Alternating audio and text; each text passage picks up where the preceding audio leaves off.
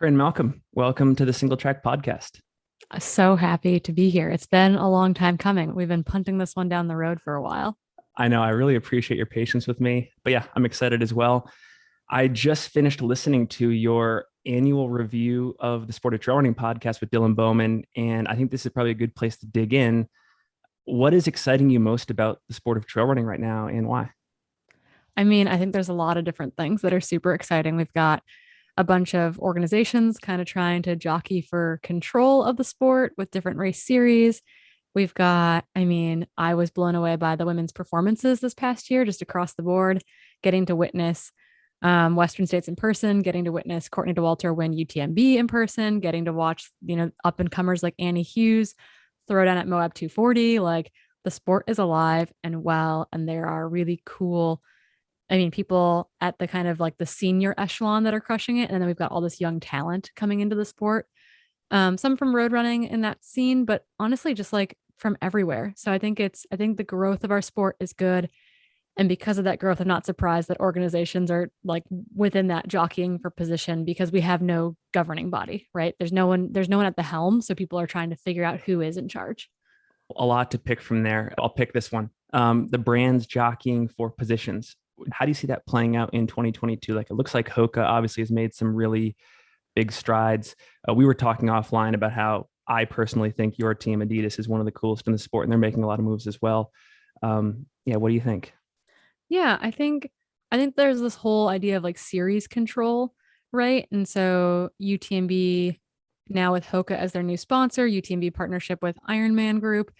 I think that puts Hoka in the driver's seat for a lot of this, which if you're on the outside looking in, if you're the North Face or if you're Adidas, like what does that mean for you and what do you prioritize for your athletes? And so I think it's been an interesting thing for all the heads of teams to figure that out. Like how do we prioritize races that are still really important that might fall outside of one of those series, or like the Golden Trail series that Solomon runs? Really, really exciting. I love that it's a shorter format, that it's sub ultra for the most part. But I think it's like Hoka is making a stand in a lot of ways with them being the title sponsor for UTMB, therefore being the title sponsor for that whole series. Doesn't leave a lot of room for other competitors. Yeah. And so I think it's up to teams and even maybe cross team communication, like Adidas and the North Face, working together in a way to be like, okay, what races are we going to prioritize as a team? Because there will be important races that do not make that series cut Yeah. for whatever reason. They don't sell to UTMB or they don't partner with UTMB. And so what do we decide is important as a community? Like we get to speak with our own dollars in that sense. And so we're in this weird in between year in which the UTMB World Series is kind of fledgling, like it's not fully operational yet. And so like 2023 will be the real telling, I think, of that story as people try to like quote unquote qualify for the World Championship event. So I don't know. It's interesting, but I think it's up to the sponsors and the team managers in a lot of ways, whoever's got the biggest budget, because we don't have a governing agency outside of that to be the leader in the sport. There's no central governing body like either nationally, like USA Track and Field, or internationally, like the International like Athletics Federation. So we're kind of on our own in limbo trying to decide what's important as a community. And so yes, brands will get to be the voice there, but like the general population, the general public also gets to put their money where they want. So Yeah. I think that'll, I don't know, increase the hype at certain races, but I think that other races that are not within the series will still hold importance, which I'm hopeful for. Do you think we'll get to a point, and it could be this year, or maybe it's a couple of years down the line, where as these brands become so closely affiliated with certain events, that their stables of athletes only race those events from here on out, and like we lose these opportunities where if you're not a Solomon athlete, you're probably not going to go participate in the Golden Trail series because Hoka wants you to do XYZ events. Like, are we going to basically have these pro athletes only racing in a very narrow lane of events, do you think? I think you have a huge risk for that. And I think it's really important for brands to think about that. I mean, technically, like Solomon still needs other brands to come to Golden Trail Series to really Yeah. say that you're going to be the most competitive. Hoka still needs other brands to say, if they really want it to be the world championship of the sport, they need the Solomon athletes. They need the Adidas Terrex athletes. They need the Brooks athletes and the Saucony athletes. Like they can't operate totally on their own. So I think you're going to see crossover, or you're going to have, I think you have to see crossover, but you also have to be careful with that because I don't know what the Solomon contracts look like. Like, is there an assumption that you are racing Golden Trail Series? I know with the Hoka contracts, that's the case. It's like you need to do X number of races within the series as part of your contract. And that's up to the individual team managers, obviously, to write those contracts. And Adidas has we have feature events, like events that they encourage us to go to, but they don't have full control over our schedule. And I know, having run for Solomon and having friends at other companies, like some brands have a lot of control over your schedule as an athlete, and some are much more supportive of like you going after what you want to go after and then like lightly nudging you into certain races potentially. So I think the brands need each other. I don't think you can't call something the world championship a race if, it's only Hoka athletes. Right. So they need each other somehow. I'm not sure what that's going to look like down the road though. Yeah, as an outside observer looking in, and I'm not a pro athlete, it looks as if each of these brands is basically creating their own league, which is funny because it's just not that big of a sport yet. So it's like, you're just going to dilute competition, in my opinion, if you keep going down that road, at least in the next couple of years. Yeah. And I think what's interesting, and Dylan pointed this out when we chatted last week, was that the big difference right now between like the Golden Trail Series and the Hoka / UTMB World Series is that obviously the Golden Trail Series is mostly sub ultra. And the UTMB series, while they will include like a 20K and a 50K at that quote unquote world championships being like OCC, and then a 20K that's yet to be determined, I believe, like it's predominantly like 100K and 100-mile centric. And so like maybe is that important? I also think that like that puts us in this position where ultra and trail are synonymous. And I hate that. Like, I hate that people feel pressure to do 100-mile races. I hate that people feel like that's the natural progression.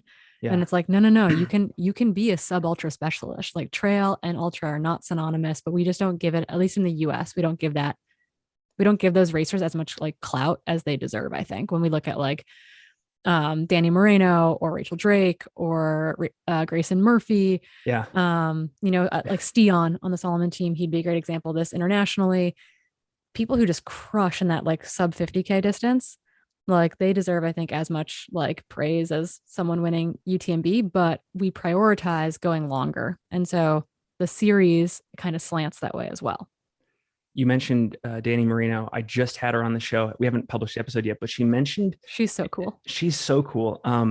She mentioned this team that I was not aware of. It's called Team Matrix, and they're based over in Europe. And it's a bunch of like top tier athletes. Apparently, they dominated the Golden Trail Series last year, and they're united by a particular element in a shoe. So like they can all wear different shoes, but as long as they have like a Gore-Tex type shoe, Matrix, it's some fabric or something in the shoe, they can run for the team. And so I just found that interesting because it's a way to unite athletes across brands and preferences of gear. Like you may want to race with somebody, but you prefer ultra and they want to wear an Adidas shoe or Hoka or whatever.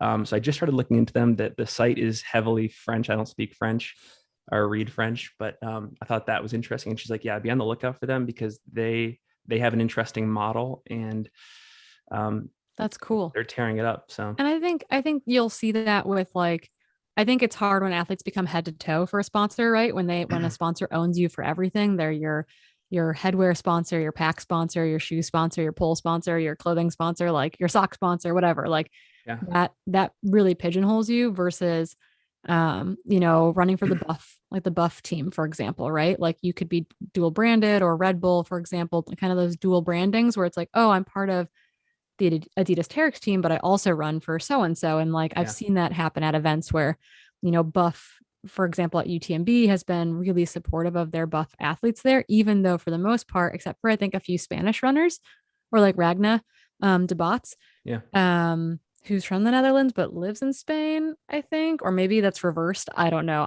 Someone will correct me on that. Like there aren't too many athletes that are solely Buff branded. So they have to like branch out beyond that, right? To Zach Miller and Amanda Basham and these other folks. So there's ways to be dual branded, but a lot of companies slant towards in a real way owning you head to toe. And that's really limiting for a lot of athletes, both financially and just from like a team camaraderie and support standpoint. Yeah. Like I just saw, I think Hayden Hawks just made an Instagram post and he said that he's leaving Rabbit to go full head to toe Hoka. So that's just one example. Yeah, it's not that surprising, right? Like Rabbit and Hoka have had a partnership for a long time because for the longest time, Hoka wasn't making apparel. And so they kind of had to allow their athletes to work with another company, Yeah. be it Wazelle or Rabbit or some other apparel company that's not making footwear. So like a not like there's an obvious non-compete there. But I have no doubt that he was probably grandfathered in, allowed to like run out his Rabbit contract. Like I'm Yeah. sure he was on a 3-year contract with Rabbit, and when he switched from Ultra back to Hoka, that was probably part of his Hoka deal. Like I Yeah. don't know any inside baseball here, but more than likely he had another year left on his Rabbit contract, and Hoka said, "We'll sign you, but when that Rabbit contract's up, we get you head to toe." Because Yeah. everyone I know running for Hoka, like they're all head to toe. Like Hoka wants to put apparel on their athletes. They don't want to have to work with another company anymore. Yeah. We've already been covering, I think, a couple possible examples here, but we both agree, I think, that growth is good for the sport. In spite of that, are there any trends in the sport right now that concern you that we should be on the lookout for, and maybe um, just thinking about more critically as it comes to pass? Yeah, I mean, I think there's so many different ways to go about that question, right? Like I think that I like once again I worry about the synonymousness of trail and ultra and like forcing athletes, not forcing, but like the hype being only surrounding these long races. Yeah. Getting to do commentary for Broken Arrow, for example, that was like very exciting and it was a very short race, 26K. It was over in a flash. And I think that we should celebrate those athletes and we shouldn't force athletes into only running hundreds.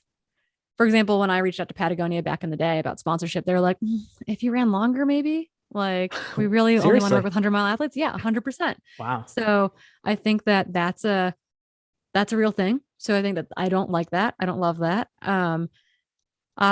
Although I think youth athletes in the sport are super exciting and I think that they're fun to celebrate.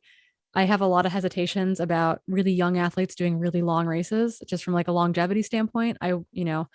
I worry about where they're going to be in their 30s when they're, 19, 20 right now, and they're training a lot and they're racing a lot. And it just to me feels like a recipe for burnout and overtraining and a litany of other issues. And so I worry there's definitely some athletes out there that I worry about. And I just am hopeful that they've got good guidance.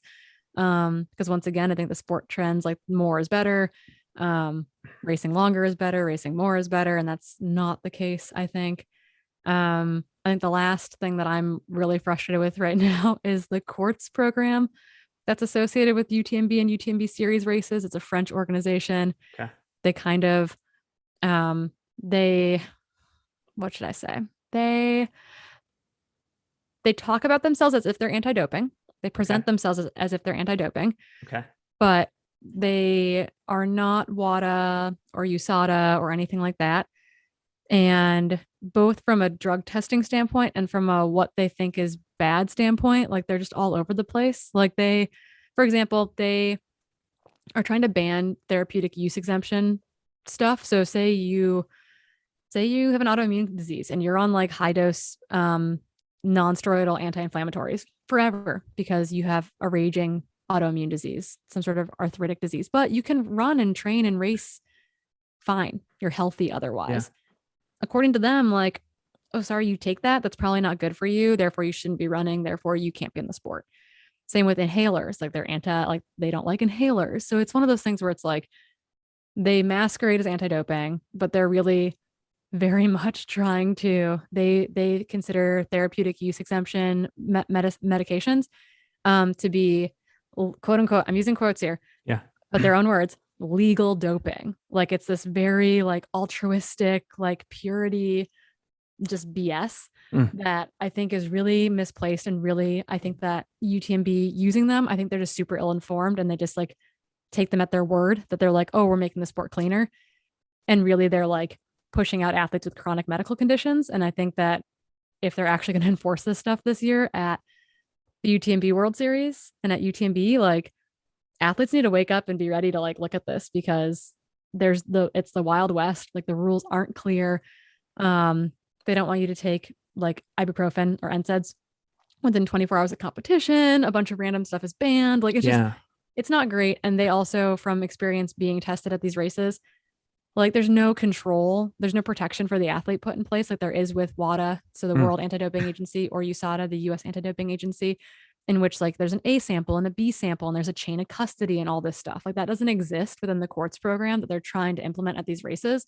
And I think athletes should be aware and cognizant and upset about it.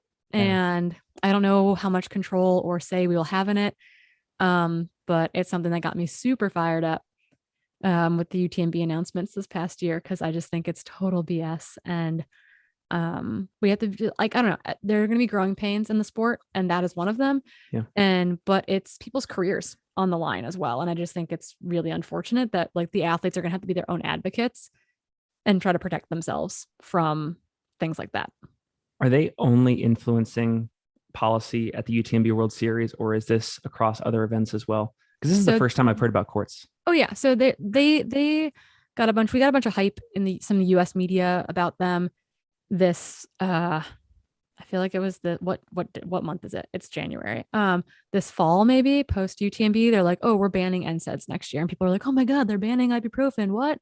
But really, it's like that's not the part that to me that's not the part that's exciting. It's like all the other stuff that they're trying to do. It is an independent organization, but they partner predominantly with European races. So they've been a Yeah. partner of the Ultra Trail World Tour. So what was the UTMB World Series up until this year? Yeah. They also partner with the Golden Trail Series, very French, very in with Solomon. I've known about them via Solomon for a long time.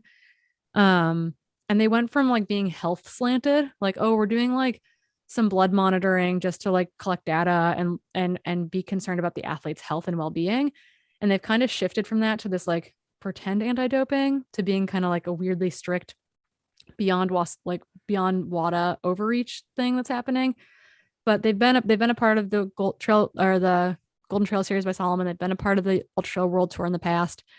It's been a pain in the butt for US athletes because they basically just like send you an email and say, hey, you need to give us a CBC, which is not anti-doping, like a normal blood panel, and have it submitted by this date. So you've got to like try to take a form that doesn't exist to your doctor and be like, hi, I need all this done and sent to this random agency. Um, it's just it's a lot of hoops to jump through. But their stuff that they're trying to implement now is, I think, a big medical overreach. So we're trying to figure that out as a community. What does that mean for athletes, particularly at the like elite professional level? Because I don't know, like, do you get to race UTMB if you're on an inhaler? Maybe Yeah. not.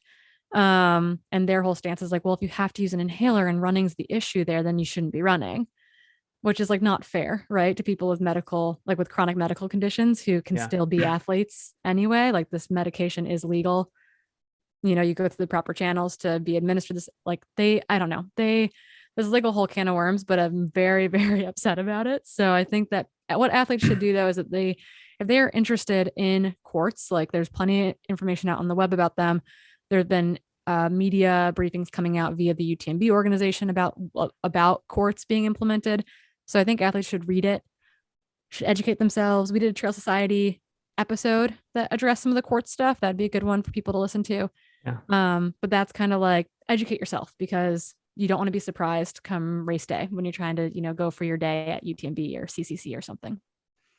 I've worked in politics for a number of years, and that part of me is fascinated by what the opposition would look like and how you build a campaign. Maybe it's athletes banding together, but what does the opposition look like to these policies that are currently in place? Like, how do you run an awareness campaign? How do you effectively work to change the policy, like as soon as possible? Because it sounds like it'll be in effect at the 2022 UTMB series, I'm guessing. And they technically had it so this is like the funniest part. They actually had it in effect this year. And they're like, oh, and we found that several athletes had ibuprofen in their system, but we're not going to disqualify them or ban them because they didn't really know if we were testing for this or not. And it's like, okay, what are the rules? Like, what are the rules? What are we allowed to do? What are we not allowed to do? Like, you can't just keep changing the rules, right? Like, that's not very confidence inspiring. If someone tests positive, you're not going to do anything about it. Like, but I think athletes basically I think it's going to be writing letters. I think it's going to be, I mean, there is stuff in the works right now to try to create some agency, particularly within the US, with anti-doping measures. And I think if we can lead by example in that sense, it's not going to be effective for, 2022 UTMB, but Hmm. I think if we can show that like, no, there are specific things in place that need to be done. That's important. Jason Koop's been working with the Pilates kind of, they were here in the US for 3 weeks, kind of meeting with race directors, the Pilates being the race directors for UTMB. Yeah. So they're being informed by people. And I think they're open to hearing it. And hearing it from a broad range of athletes, right? US athletes need to speak up, but international athletes need to speak up as well. And be okay. I think people are afraid to speak up because they don't want to sound like they're anti-doping, right? They don't want to be like against something that seems like it could be a good thing for the sport. And then I think people don't want to be blacklisted by UTMB. And so it's hard to be vocal to a big organization that controls the sport in a lot of ways. So I think it's going to take some activation from athletes. It's going to take athletes and team managers working together to kind of vocalize what's right and what's not right, and people being aware of what their rights are, right? Like understanding how USADA or WADA works, like what is normal drug testing look like. And then when they drug test you at UTMB, be like, okay, so where's my A sample? Where's my B sample? Like, where's my chaperone? I'm supposed to have a chaperone. Oh, and I can also have one person going to testing with me who's not my official chaperone from the organization, right? So like you could bring your coach or your significant other or a parent or a teammate into drug testing with you, just because like they needed people, like you have a witness then basically. So I think it's, know your rights, know what is normally expected of drug testing, so that when you get drug tested at UTMB or another UTMB World Series event, like you can look for the red flags and identify them and be like, okay, this is not normal. This is not how this is supposed to run. And this is my career potentially on the line. You mentioned that there's a lot of brands out there that expect athletes to just go long once they get into our sport, and that you'd like to actually see that trend back towards sub-ultra distances, at least as it pertains to people entering the sport. One thing I'm curious about, it brought this thought to my head. Among the elites in our sport, it seems like a lot of them are on a pretty strenuous schedule. Like they are racing 5, 6, 7 times a year. I mean, Francois Dane, for example, won Hard Rock and UTMB within a 6-week span. Courtney tried to do that same, which is insane. And one thing I've always been curious about is, as our sport matures, do you think that that's going to get less common? Because in order to be competitive, you're going to need to space out those A events a lot longer, like in the marathoning world, where someone's doing a spring marathon, a fall marathon, and they use that time in between to recover and train. Like, are athletes going to be able to get away with these really short recovery performances like they are now? I think you can't. I think it's really important to not look at these athletes and think that's the norm. I'd say look at these athletes and think that's the exception to the rule, right? Like that's not necessarily sustainable. I mean, people do like the Grand Slam. People do the Grand Slam, right? They do, what is it? Western States, Vermont, Leadville, Wasatch. Like that's insane. So people and people do the Western States UTMB double, not infrequently, mostly not successfully. But I think that look at the people who do that well as the exception, not the rule. And then also being cognizant of what the toll is on your body personally. I think creating a season, not just going race to race, is important, which might mean layering in different races. I think it's really hard if you have 200-mile races as your season and one doesn't go well. So you did one race this year. Like, what does that mean as far as like, particularly athletes that are sponsored, right? For anyone else, maybe that isn't as important. But if you like my 2019, for example, I had Western States and I had UTMB as my like key races for the year. And my goal was to get through Western States via training and then run like race UTMB for a top 10. And Western States went smoothly as expected, got into UTMB training, felt really good, felt really fit, got a stomach bug, puked for 80 miles, dropped out at mile 80 at UTMB. So basically looking back on my season, I had a race, like one race. And that's hard to turn around to your sponsor and be like, I did one thing really well and I did the other thing not so well. Like, so sorry. So I think being cognizant of what that looks like, I kind of attribute road marathoning to be akin to doing like a 50-mile trail race, like as far as toll in the body goes. And so it's like, okay, like that's 250 miles a year. That's not insane.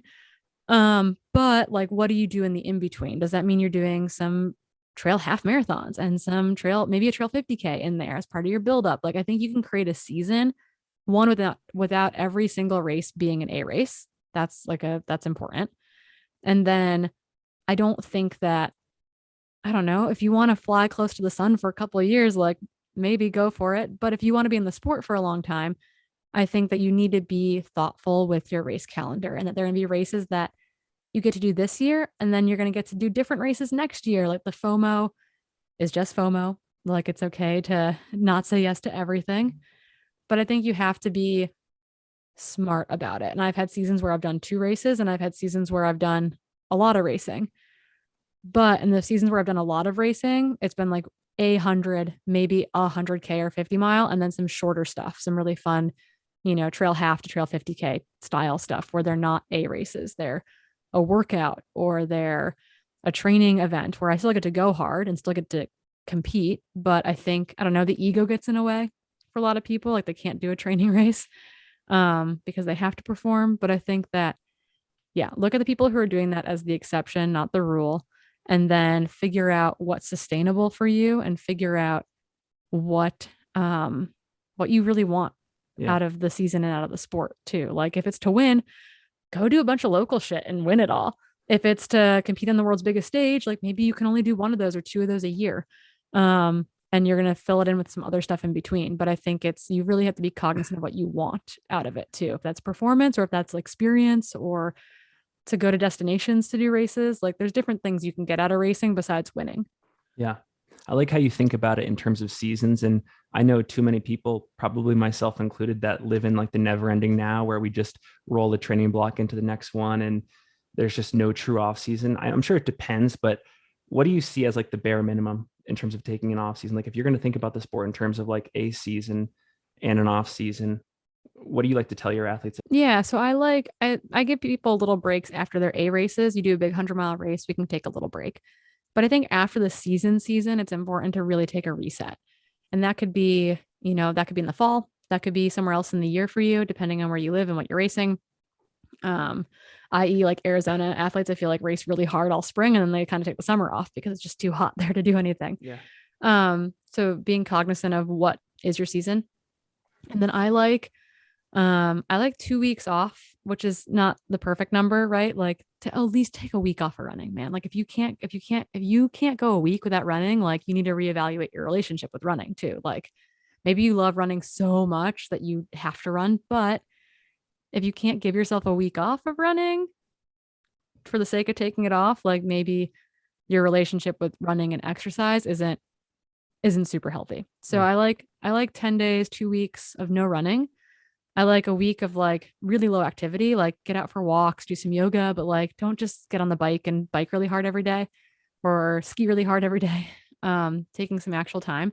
Yeah. And then I like another 2 to 4 weeks after that of really unstructured training. So that could be that should be reincorporating running, and but that's not like nothing super long.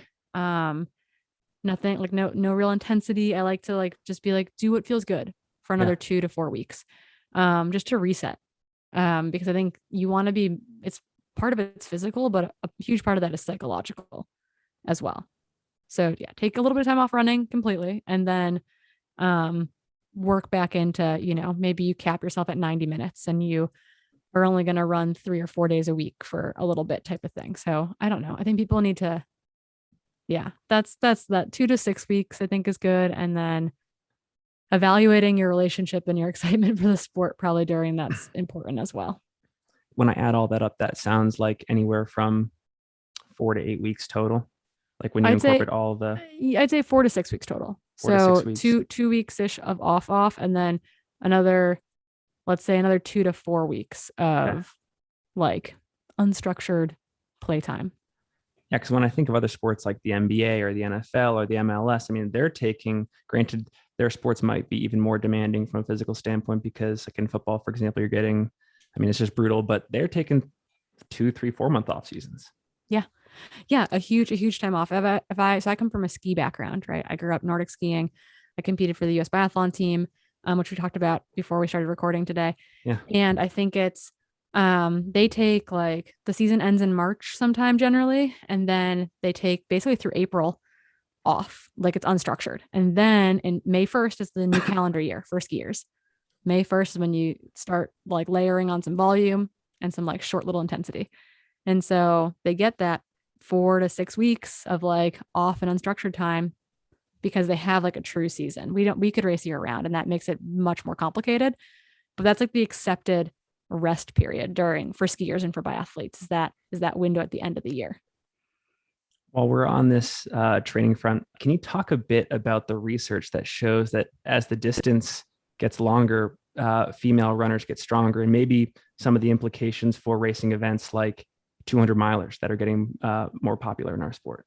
Yeah, so this is two pronged. The first thing is that there was a big data set that came out, which was like, oh, it's definitive. Women get faster as the races get longer, which is not. And they looked at that by saying that the women's there are two issues with that. One, the basically the world records became closer together. They became under whatever it was, like 8% or something.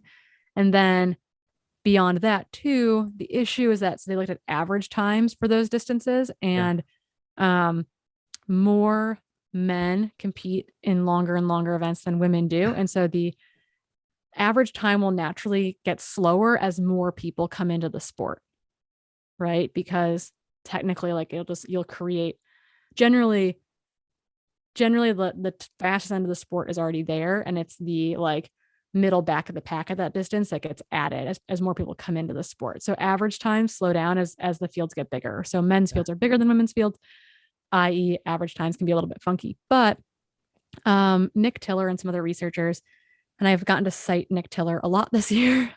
He's a researcher out of UCLA Medical Center, primarily doing like respiratory lung research, part performance. He's just got an ultra, I think, itch more than anything, but he does a lot of like medical and health research. And they put out a paper basically going system by system as to like why women might be more like set up to do ultra distance events, particularly the longer the distance gets. And they looked at things like fatigability of muscles. And technically women's muscles they don't fatigue as easily. Is it less fatigable? Yes. And part of that is due to muscle like spindle size. So we're talking like really micro things here. They looked at things like pacing, and they're like, maybe it's testosterone, maybe it's just like women being, I don't know, more cognizant of it or being more cautious. Yeah. So they looked at pacing. And so generally speaking, women paced themselves better, which is performance enhancing. Yeah. So there are all these little factors that they looked at. The big thing I think being, it was called, I think, neuromuscular fatigability. Because otherwise, right, if you looked at things like VO2 max or lactate threshold or what word am I trying to think of here? Basically like max speed for a prescribed distance.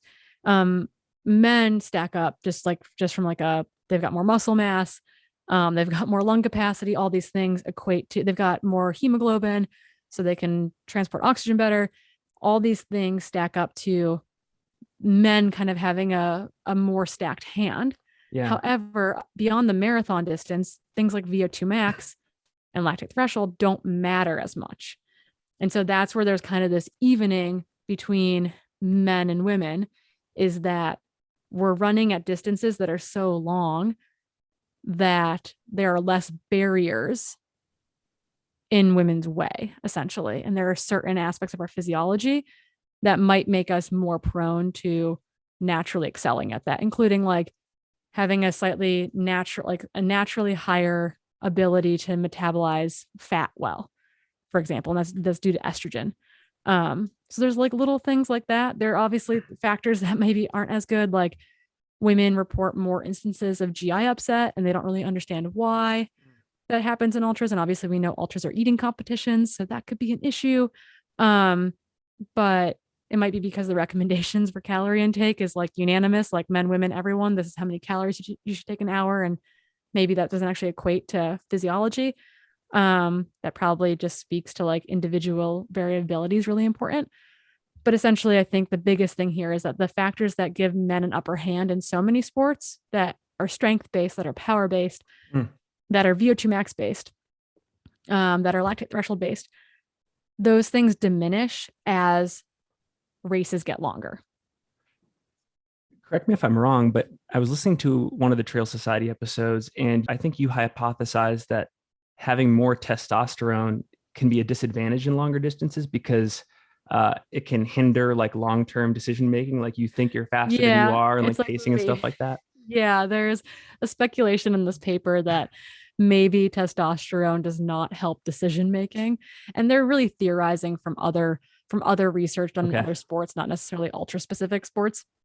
But It this sounds right though. the fact that testosterone make inhibits male decision making sometimes, and therefore that generally comes down to like pacing, right? Like, Yeah. and I think we see that psychologically as well, right? Like men apply for jobs they're underqualified for.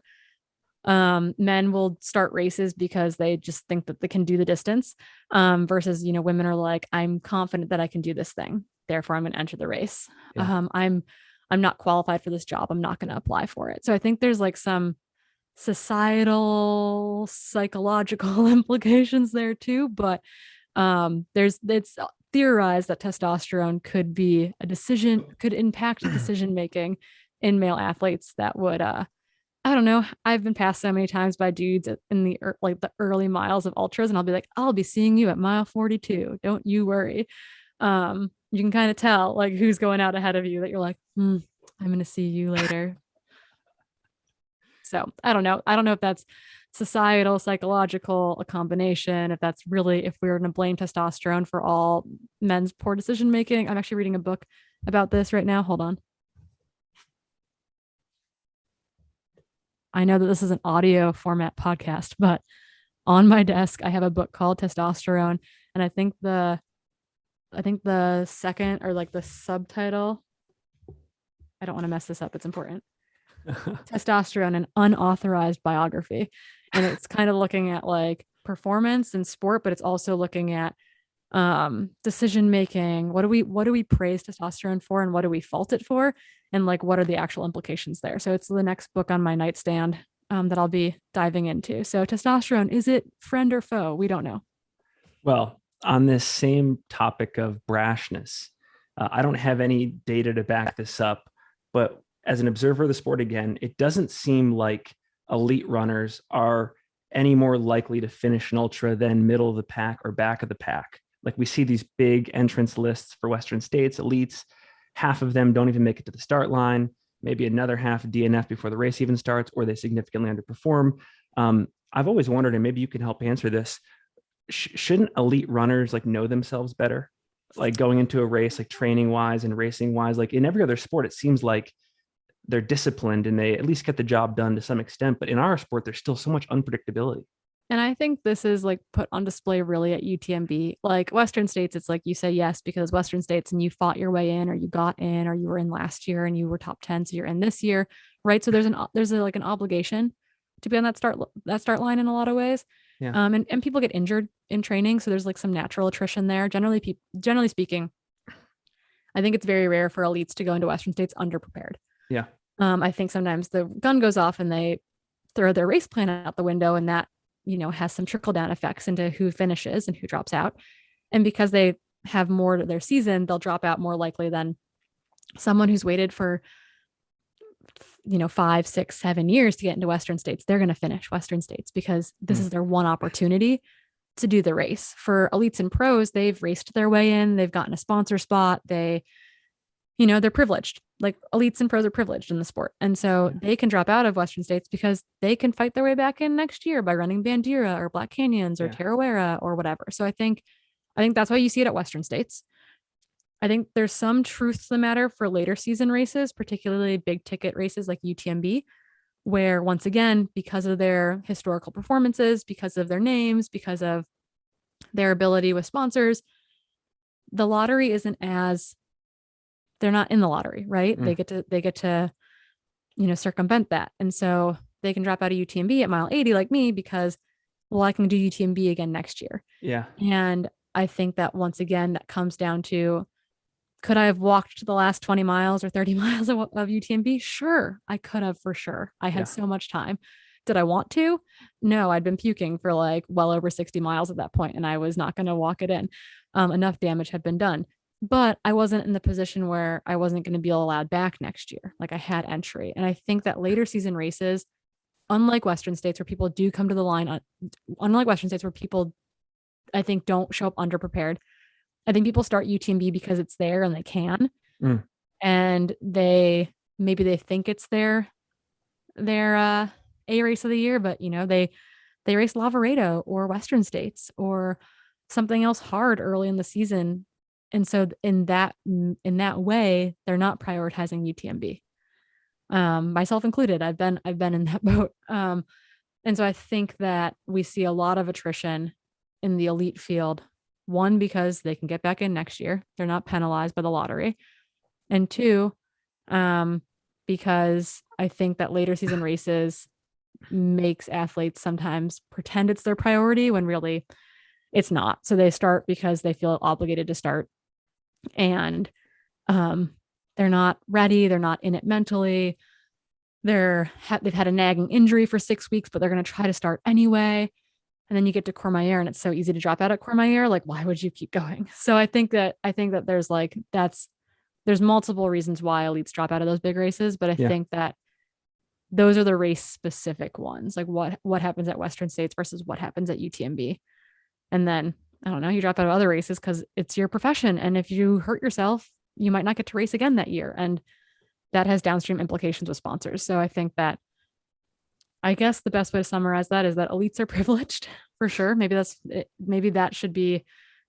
redundant because we're calling them elites. And their privileges, they get to drop out with little penalty. Last question on the training front. I'm curious where you'd like to see more scientific research as it applies to ultra running. Like, what are some of the largest unanswered questions that if the data was there, if the research was there, it would help you as a coach and an athlete more? I mean, I think that a lot of the science that needs to be done still is really basic physiology research, predominantly looking at like training modalities. So a lot of really good research that we extrapolate from and bring into coaching philosophy comes from triathlon and cycling and swimming and Nordic skiing, because there's a big population that does it. There's some pretty controlled groups like post-collegiate training groups or collegiate training groups that are pretty good samples because they're a homogenous group of individuals who do the same things every day. Basically, they eat similarly, all this sort of stuff. So we've got a bunch of good data on them. So we can look at how training affects performance. We haven't really done like a basic training modality study in ultra running, like looking at like volume and intensity and periodization and all this kind of stuff. We infer what works in other sports to our sport. And I think that works to an extent. I mean, we're doing an okay job at it. But I do think it'd be curious to run some of these studies on that have already been done in cyclists and in triathletes, in Nordic skiers, just on the ultra population to see. And I think those sports though probably have more homogenous training styles. And the thing I love about ultra running is that there's like 100 ways to get it done. And so the way I train is different than the way Jim Walmsley trains, is different than the way Keely Henninger trains, is different than the way that Hillary Allen trains or Dylan Bowman or whomever, right? Like everyone trains a little differently based on our background, based on our physiology, which yes, is present in triathlon and cycling and Nordic skiing to some extent. But if I look at big training groups for those sports, like their training's pretty similar. Like they do, it's not like someone's doing something super crazy and they're eliciting different results from it. So I think it's basic physiology more than anything. And then, I mean, doing research in ultra running is just super hard. Like we're a weird group, we're a weird population. There's not a lot of money in it. But I do think, that's the big stuff. And then maybe some better understanding of nutrition on the run, specifically looking, because like they've done it obviously in triathlon, or skiing or cycling, but there isn't as much stomach jostle in those sports, particularly like when you're on the bike or when you're skiing.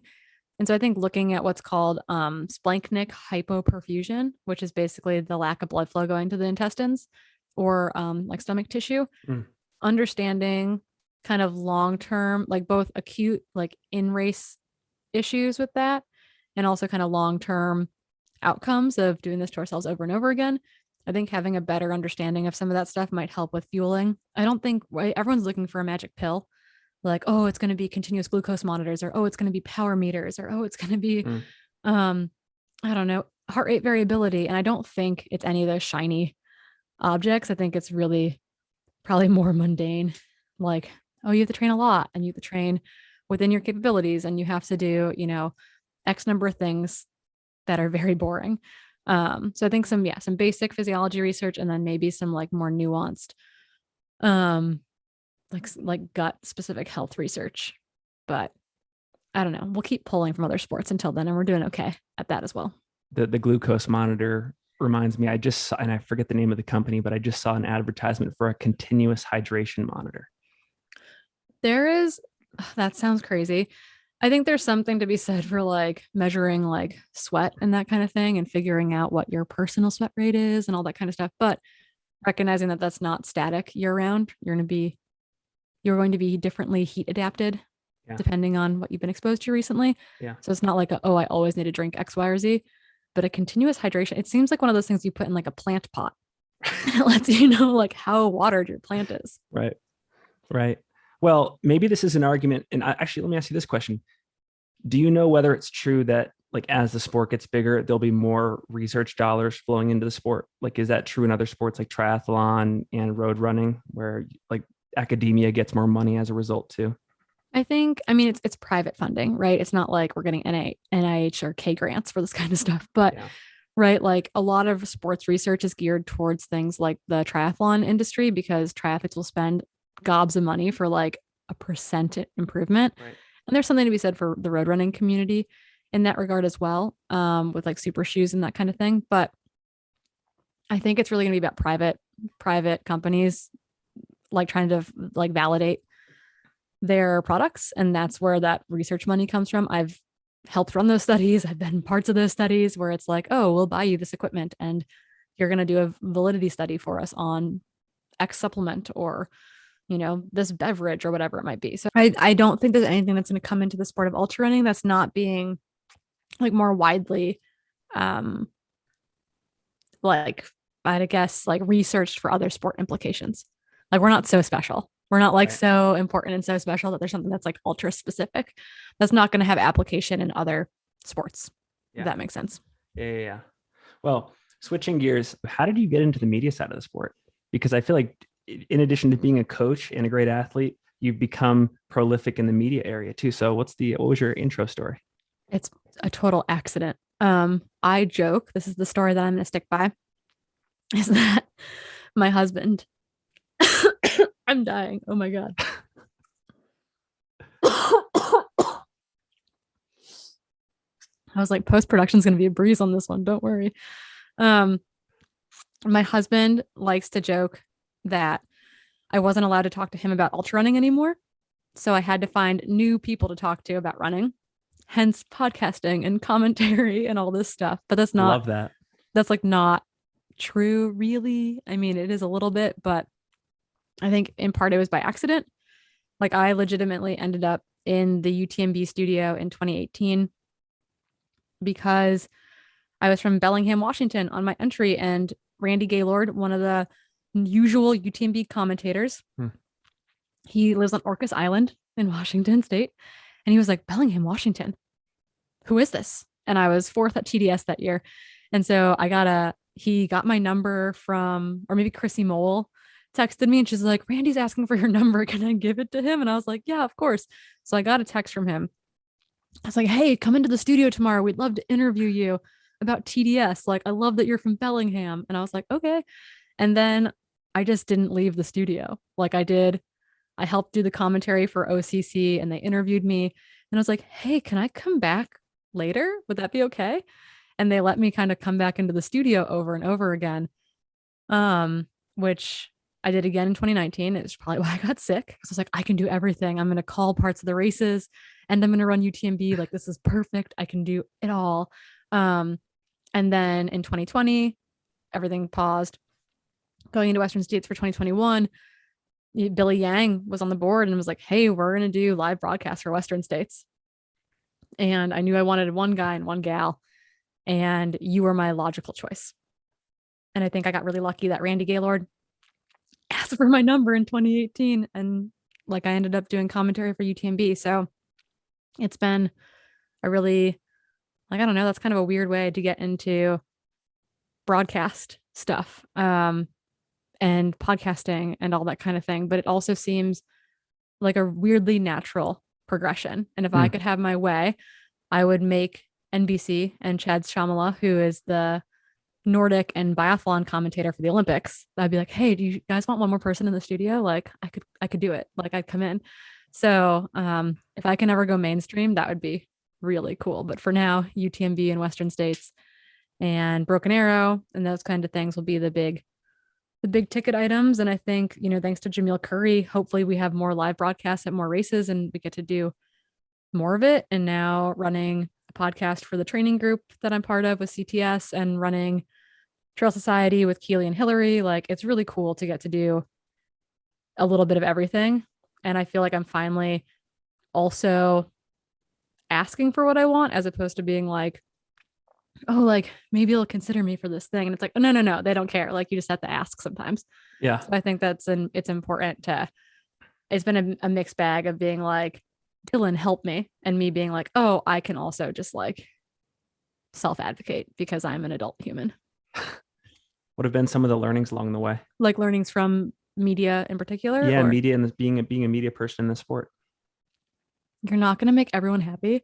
People are Yeah. super upset with how I pronounce certain names. And I'm like, I'm sorry. I'm like from the Midwest, but was raised by East Coast parents. Like I'm not going to pronounce this really obscure Finnish name very well, but I'm trying. French names are the worst. I cannot pronounce French names at all, despite having a French name myself.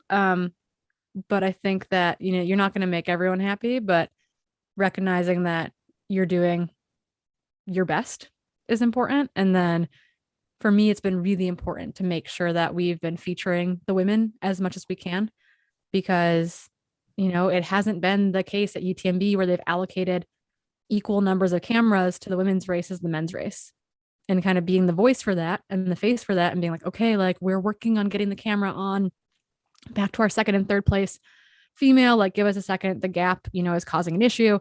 So I think it's, being the face for trying to find equality between showing the men's race and the women's race has been important and also a lot of pressure. But I think that, people hearing their concerns like vocalized is good, is like a satisfying thing for most people. And that generally speaking, most people in our sport are nice and are understanding. Yeah. But yeah, people can get really like hell bent on certain things and you're like, I'm sorry, like I'm trying.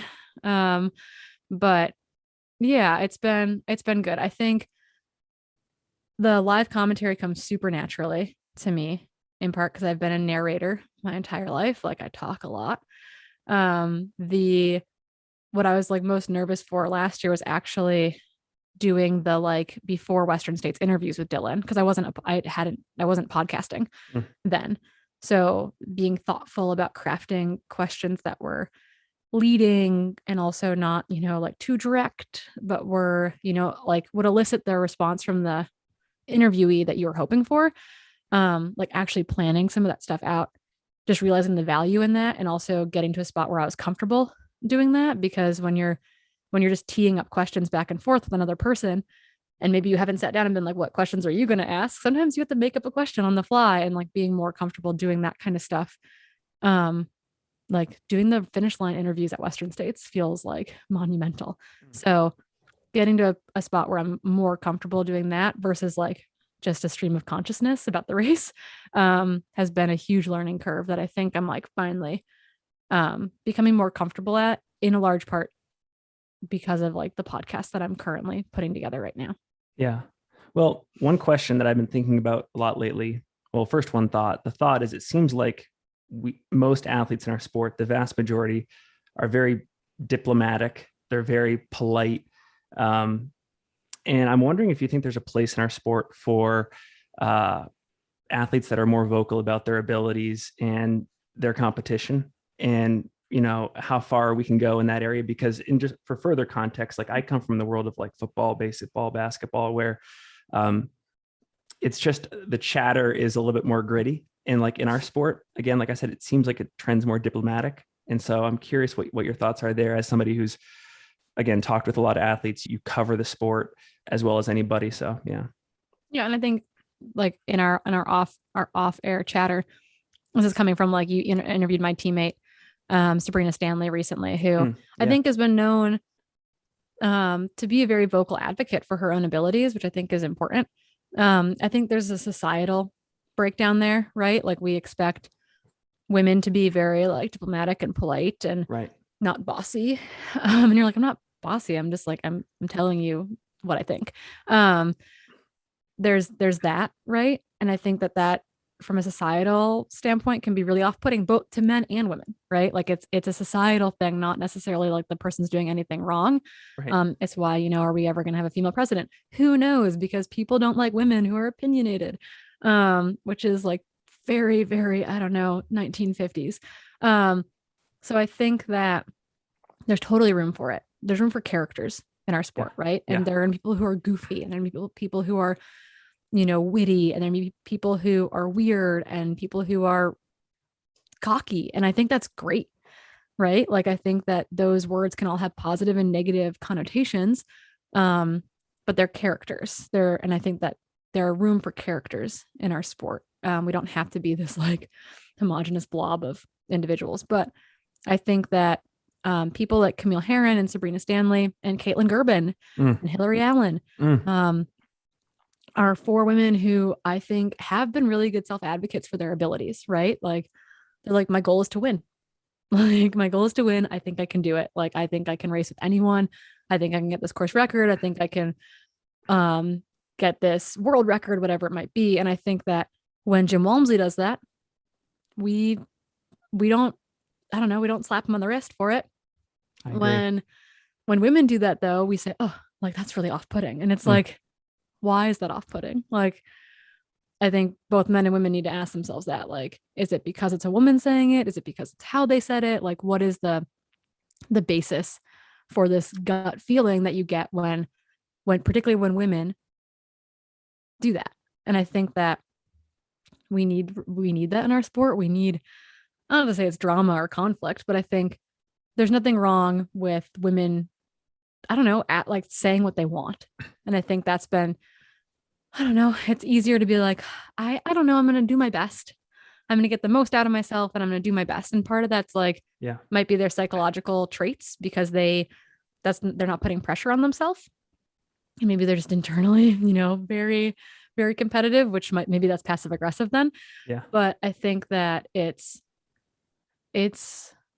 like it. I like that they're their own hype machine, that they're like, I can do this. I don't know. I think more people should be their own hype machine, maybe.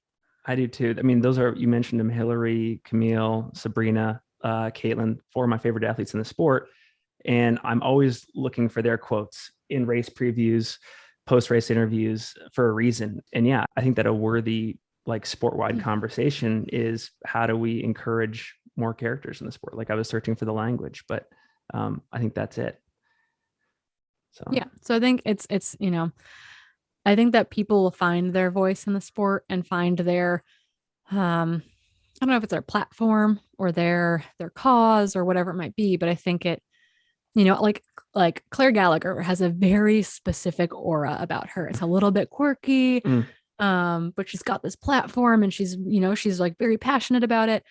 And it's like, yeah, she still wants, like if you ask her about racing, I'm sure she still wants to win and she wants to get the best out of herself. But it's like, she's got her own character and we accept her for who she is and what she puts out there. And I think that some people aren't going to be comfortable saying, my goal is to win, like my goal is to do this or that or whatever. But I think that because I'm that person, I'm like, yeah, I want to go do well, but my psychological state is like, I want to get the best out of myself and I will be happy if I put together a really good race and I might be 3rd or 10th or whatever, but like, I'm happy with my performance. And that's because I've competed in super high performance sports where you're going for Olympic berths and it's like very, I don't know, it's very, very performance dictated and every race is analyzed super critically. And there's very specific performance metrics that you're supposed to be meeting. And so maybe because I come from that background, I'm like, okay, like I have to be more chill and I have to protect my psyche a little bit more versus athletes who maybe they came from a team sport background or maybe they haven't, that like ultra running is their space of getting to be competitive and performance driven. And so that is naturally their mental space. But I think that that's not my default. Like ask anyone, my husband would agree. I am hyper competitive. I'm the oldest of three with two little brothers. We're all very close in age. They were much bigger than me very quickly. And so I've been competing with them and everyone around me since I was very small. Like I'm not fun to play board games with because I'm very competitive, but I feel like for me, ultra running, although I want to get, I care about my performance. I think because of my experience in the ski and biathlon world, my approach to running is just different. And maybe that's where I am in my career. Maybe that's where I am just emotionally, but that like, I wouldn't be lying if in a pre-race interview, I said something to the effect of like, I want to get the best out of myself. Like that would be a genuine answer. Yeah. Yeah. But I don't think that everyone who says that is genuine, but now I can't judge them because I just gave them all my backstory on it. In general, what is your take on how we recruit more women into the sport? And specifically, what does that like 0 to 1 moment look like? Yeah, I've had a lot of conversations with people about this year, and I've had different takes on it. I've had conversations that were like revolved around the like, what are certain race directors doing? And, like making races like high lonesome, like 50-50, basically. Like we're going to give this many spots to women and this many spots to men. Like that's what we're doing. Like we don't care how many women put in, how many men put in, we're going to make it equal. And part of me has been like, oh, is that artificially like inflating the numbers? Like, is that quote unquote fair? And it's like, part of me can see that, right? Can see like, well, if the lottery is 80% male and 20% female, why don't we just now do what Hard Rock's doing, right? Where they're making sure they represent the number of women in the lottery in the percent starting, which I think is good. But the argument of like, oh, doing 50-50 is overreach. Having to recognize that the needle sometimes needs to swing like really far the other direction to make actual change is valid. I think we're seeing that in careers, right? Like more women than ever going to medical school. And I think, watching Steven, my husband, interview for residency programs, like versus our female friends who are interviewing for residency programs, like the needle is swinging there and it's really cool. And the needle has to, I think, swing really far one direction in order to find actual equality down the road. I think that representation in the sport matters. I think that, we can say, oh, getting more women in the sport is good for all women. But I think we do need to look at like who else is really underrepresented, like people of color, super underrepresented, trans athletes, non-binary athletes. Like, how do we want to incorporate representation across all those things? Because just saying, oh, if we get more women in the sport, it's good for all women, like hasn't historically been the case. Like like getting more women in the C-suite, for example, has really been more white women in the C-suite. And while I'm a white woman and I benefit from that, like, I don't know that like the needle can't be, it needs to be broad, but it also needs to be specific.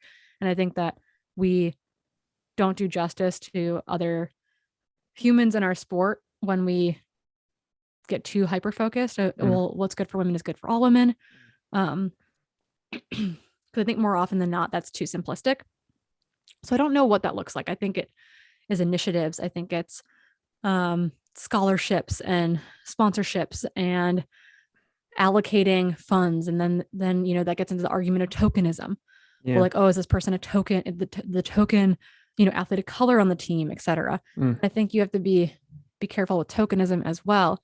But I do think that we need to look to the leaders in our sport to be thoughtful about this. I can only speak for the team that I'm on, but Adidas Terrex has worked really hard to make our team 1-to-1 equal, men and women. That's, our North American team is actually like a bunch of women and like very few men, but broadly, like over the whole international team, making sure we're 1-to-1, which means that we might not sign a guy in a year, or we might be signing women and vice versa to keep that equal. And the payment is equitable as well, making sure that, the Tom Evans of our team is not getting more than, you know, his female counterpart, someone like Ruth Croft, right? Yeah. Like traditionally Tom would get paid way more than Ruth, but they've done a really good job making sure that they've been conscious of that, that they're not paying women less because they can. And that's come to a lot of women also asking for like negotiating, like being smart negotiators. And I think that that's, you know, and helping each other out, being like, hey, is this is this actually what I should be getting? Like, you know, kind of using each other to understand if we're being undersold on something. How about in terms of like the appearance of races and the accessibility of races? Like, do you think at all about like changing cutoff times and stuff to make races more appealing and attractive to new audiences? So that was a super interesting point that was brought up during the Trail Sisters like panel during Hard Rock, because one of the participants said, well, I think that the Hard Rock qualifiers, the cutoffs are too intimidating for women. That women won't start races that they don't feel confident. Not all women, but overwhelmingly women generally will start races because they think they can do it, right? As opposed to being it completely unknown. And so if you want more women to be able to enter that lottery and get to have finished a Hard Rock qualifier, like maybe those cutoff times are too severe. Maybe the accessibility to that distance is too extreme. But that also begs the question, you know, that's really hard for a race director to say, okay, we're going to make the cutoff 48 hours or 36 hours. Like that's more volunteer time, more, that's probably higher insurance, staffing with medical personnel. Like there are issues there too that I understand are just really difficult they're not making profits off these races anyway for the most part. So it's not like it's super profit driven, but just understanding what the cost is to do that would be really interesting. But I do think like that was something that I had not considered, that women weren't signing up for these races because the cutoff times were intimidating. But maybe that does mean like allocating an early start, you know, doing something kind of like Run Rabbit does with the hares and the tortoises, like being like, hey, we're going to allocate early start times. If you don't think you can finish in this amount of time, you can start early. And you get 4 extra hours or whatever it might be. Like maybe that's enough. Maybe that is something that could help people get through those cutoffs, or have generous cutoffs early and harder cutoffs later, or vice versa, right? To get people kind of down the course. So I'm not sure what's the safest thing for athletes and therefore race directors, and then what is going to allow people to not be intimidated and see accessibility in the sport. This relates back to the athlete brand relationship. And I think it was brought up in a recent Trail Society episode about how, at least in some cases, in some relationships, there's different expectations for male and female athletes. And especially for female athletes, it can be more than just a performance thing. Like there's an image to represent. And like, for example, female athletes are being sent gear that isn't necessarily about performance, but it's about like looking good.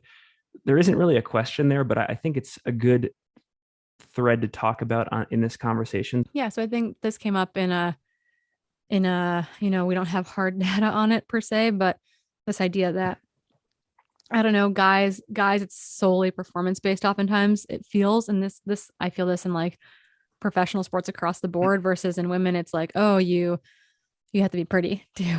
And I think that that's not entirely true. But I've watched older athletes get cut, and maybe it's because of their age, or maybe it's because there's a prettier, younger, blonder athlete coming up the ranks. And so it's kind of, you know, twofer. So like Nikki Kimball is who brought me into this sport. Nikki Kimball, for those of you who don't know, is kind of Ann Trayson era trail runner. 10 top 10 finishes at Western States, has won Run Rabbit, has won UTMB, I'm pretty sure. Phenomenal athlete.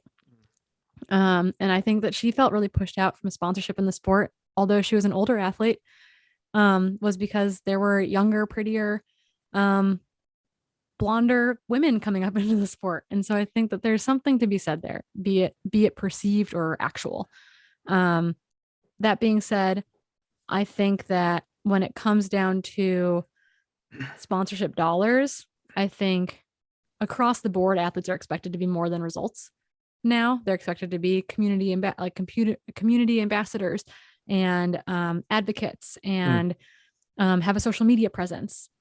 That's not entirely true. Obviously, people do get signed based on performance alone, and um, and might have no social media presence. But I think that we are more forgiving of men in that position than we are of women. Yeah. That women can't get away with not having the other boxes checked versus a male athlete who's performing super well. Um, which I think is interesting. And that's just the way of the future, right? It's like you have to be an influencer a little bit Yeah. as part of your contract. Like we get social media bonuses oftentimes, um, type of thing, or at least engagement bonuses with the material that we produce. And so I think there's pressure to do that, but I think there's even more pressure on the female side of the sport for that. On Trail Society, we talked a lot about like, oh, shrink and pink it. And there's no, like, I like pink and purple. Purple's my favorite color. Mm. I'm not opposed to wearing pink or purple, or running skirts or whatever. But I think that it's up to brands to make sure that that athletes have options. And historically in sports, that's been an issue. It's been a real limiter. Like, oh, this is the uniform and this is what you have to wear, versus like, this is the uniform. It's broader. Like you can wear these shorts or those shorts or a tight thing or a loose thing or whatever it might be. That's the uniform type of thing. So I don't think you can pigeonhole athletes into a certain image. I have probably callously and meanly said things about people like, well, like maybe if they paid them, they'd put more clothes on. Like, I don't know. Like that's obviously very mean, but like I know on social media, right? Like if you're in a sports bra and bikini bottoms, like you get more likes on that photo than, Yeah. when you Yeah. don't. And that's society and that's personal followings and that's whatever makes you happy and comfortable. It's not going to be for everyone. And so I think that there's just more pressure though put on women to Yeah. check more boxes, to be an influencer, all that kind of stuff. Yeah. And this is just a comment again, but it's interesting to me that like when I look at men's fashion, like Rabbit made an entire line of those checkered shirts from Western states that the Cowboys wore, and like Francois' bucket hat took off. I feel like I haven't seen something similar for Courtney's style, like the long shorts. Like maybe Solomon makes something, I'm but all for the shorts. I think those are special shorts. I don't think anyone can get them, but you're right. I think that there isn't like, oh, an icon look on the women's side that gets, picked up. But I think that Courtney gives permission for athletes to be like, I might wear this or that. Like I'm the voice on the Adidas team that's like, excuse me, this is the inseam I would like, and it is longer than the shorts you make. Like, make me these spandex shorts, but give me a 5.75-inch inseam. Like, none of this 2 to 3-inch inseam BS. And I will continue to advocate for longer inseams, but I'm not quite Courtney Dauwalter. In that sense, I'm like, I would like a modest inseam. But I think that Courtney gives other athletes permission to wear whatever they're comfortable in. Right? Like I watched long shorts and she's like, yeah, like, I don't know, I don't have to be aerodynamic. Like I'm going to wear what I feel comfortable in for doing this long run. And I resonate with that big time. I'm like, I don't like how like I can't race in tank tops because my lats chafe. And like I like a a 5 or 6 inch inseam because I have thighs. And it's like, try running in the rain for 24 hours. Like, do you want to have skin on your legs? People are like, I don't know why I chafed. And I'm like, I know why you chafed. Like, that is skin on skin, kid. So I think that once again, like seeing that stuff represented in sport allows you to choose what makes you happy, right? And like I think that messaging is really important. So although companies are not making basketball shorts because the market is probably small for basketball runners, but I do think promoting comfort and that it's okay to not wear booty shorts if you don't want to wear booty shorts. All like praise be the girls who love booty shorts. But like I think it's important that women and men feel comfortable running in what they're running, be it 2-inch inseams or 18-inch inseams. And I think that, and I know guys who are like, these shorts are too long, and versus women on teams who are like, these shorts are too short. So I think it's, it goes both ways. But I do think that the bigger thing that Courtney does with her style and her talking about it, particularly like having heard her talk about it in long shorts, Mm. is that like she's comfortable, and that's like what she prioritizes when she's running. And I think that hopefully that resonates with women and young girls being like, okay, I can run in what makes me comfortable. Maybe that's a baggy t-shirt. Maybe that's long shorts. Maybe that's, maybe that's running in basically nothing. Like I sound like a grandma saying that, like kids these days in their little clothing. But I think that it's that's what it does, is that I think it gives people permission to wear what makes them happy, what makes them comfortable. Um, and that's maybe it's not going to be sensationalized, or it's not going to be the next fashion. But I do think it's taken into the community and digested by the community in a different way. Let's go to the lightning round. The first question: what is a recent book, movie, podcast episode that you've consumed that has left a big impression on you that you think the audience should check out? Ooh, what have I consumed? Okay, it's not running related at all. That's okay. I just finished this book called Deep Creek, and it's by Pamela Houston, and she's a writer.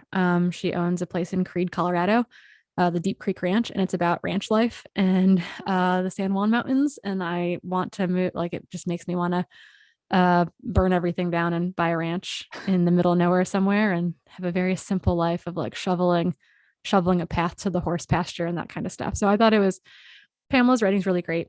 And I really enjoyed Deep Creek, and it was given to me by a good friend who said, books come into people's lives at specific points in time for, specific reasons. And I hope that like this book found you in like the perfect time. And it was really great to get to like have this book just like deeply resonate with me. What does 2022 look like for you from a competitive standpoint? So some of it's a little bit unknown. For those who are unaware, I didn't race at all in 2021 because this time last year, stress fractured my pelvis, and it's been a very slow recovery. But my plan is to open the season at Madeira at the end of April, which I'm really excited about. I'll go backcountry skiing in the Republic of Georgia for 2 weeks. That is so cool. Hopefully, and not get abducted, and then go right from there to Madeira at the end of April. And then I think I'm going to race domestically as well. I put in for the Way Too Cool lottery. I'm sure I'll do something fun, probably post Western States, because I will be busy working Broken Arrow in Western States. So hopefully something domestic in July. I'm going to be working media, I think, for UTMB, not racing. So hopefully a fall 100 of some sort. I really want to do Run Rabbit. I'm not sure if that's in the cards or not. Ultra Trail Cape Town is going to do an inaugural 100-mile race this next year, and that's very intriguing. So I'll probably go to Ultra Trail Cape Town for either the 100K or the 100-mile. So I feel like my season's a little bit scattered still, but the bucket list is long, and I'm excited to go to Madeira, an island I've never been to open the season with my first race since February of 2020 in April this year. I'm based here in Salt Lake City. As a fellow backcountry skier, I'm jealous of the trip to Georgia. That sounds amazing. It's going to be a raucous honeymoon. I'm super excited. Very cool. Last question. It's a little bit philosophical. If you were given a billboard to put a message on for all to see, what would it say and why? If I had a billboard for everyone to see and it could say whatever I wanted, I think it would say eat real dessert. Ooh. Like none of this like healthy dessert BS. Okay. Like don't demonize dessert. Dessert's dessert for a reason. So I think it would just say eat real dessert, and either have like a chocolate chip cookie or something on it, or maybe be spelt out on a chocolate chip cookie in chocolate chips. And it'd just be like, I don't know. I think, why punish yourself? Life can be punishment enough. Just eat real dessert, eat real ice cream. Unless you're vegan, then you can eat whatever coconut ice cream you want, but eat real dessert. Like put butter in it. Once again, unless you're vegan, but like, I don't know. I'm not an applesauce replacing oil and brownies kind of person. I'm a straight up like, give me chocolate and real just white sugar and butter, and I'll be okay. Amen. I would sponsor that billboard. Well, this has been an awesome conversation. Thank you so much for your time. Thanks for dropping all this knowledge. Before we go, if people want to follow you, if they want to get in touch, if they want to learn about any particular initiatives you're working on, where do you want to send them? This is great. Okay. So I think, the only Corrine Malcolm. So I'm pretty easy to find. So I'm at Corrine Malcolm on everything, Twitter, Instagram. I don't really use Facebook. I think I exist there, but don't do Facebook. You can find me on Instagram and Twitter. That's where I'm most active. Obviously download Trail Society like now, subscribe, like us on everything. Because we're working really hard alongside Free Trail with Dylan Bowman, our fearless leader, to bring a bunch of really cool media, hashtag trail culture or whatever to everyone. So like, follow, subscribe. And then I'm now published, which is really cool. I am a co-author on Jason Koop's the second edition of Training Essentials for Ultrarunning. A recent guest of yours, Abby Hall, did all the artwork for us. It's amazing. It was a lot of work. It's way too long. It's 502 pages. It's an ebook. It's on Audible as an audiobook, which is really weird and wild. It's in paperback and hardcover, which looks like a textbook because it's that big. So people should probably buy it unless you're one of my athletes, and then hold off because I have something for you. So stop buying it, but keep buying it. So that is kind of the latest, greatest thing. And then I also run the Train Right podcast for CTS, and that comes out every other whatever day of the week we decide to publish it. And then my co-host for that is this guy, Adam Pulford, who's amazing. If you're into cycling, you should check out his podcast as well. That's the Train Right podcast, brought to you by CTS. And I think that's it. I'm too easy to find. Slide into my DMs. That's always the ask. We will link to it all in the newsletter and in the show notes. And I just ordered the book. It's on my coffee table now. I'm stoked to dig in. And then also, for what it's worth, a ringing endorsement of Trail Society and the Free Trail podcast, both awesome pillars of our community. Definitely. Dylan will like that. The pillars of our community. The pillars. Yeah. Well, Corrine, thanks so much. It's great to meet you. And we'll do this again sometime. Yeah, I hope so.